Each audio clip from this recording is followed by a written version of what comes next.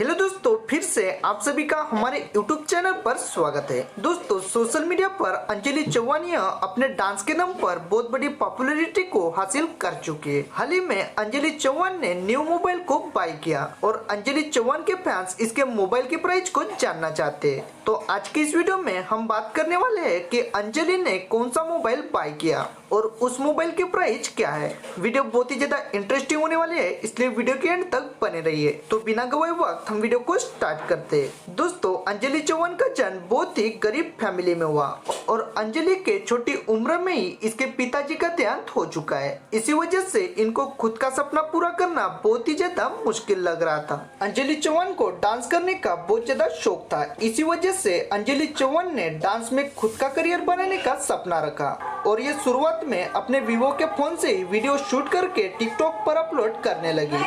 तब उसके फोन की क्वालिटी बिल्कुल भी अच्छी नहीं थी, लेकिन अंजलि के वीडियो वायरल होने पर इसने सपना बनाया कि आगे जाकर ये अच्छे क्वालिटी का फोन खरीद लेगी। तब 1 साल पहले अंजलि चौहान ने आईफोन को बाय किया और हाल ही में अंजलि चौहानिया सैमसंग अल्ट्रा 23 को खरीद चुकी है, जिसका स्टोरेज 1 TB है और इस मोबाइल की प्राइस मार्केट में लगभग 1,45,000 रुपए है।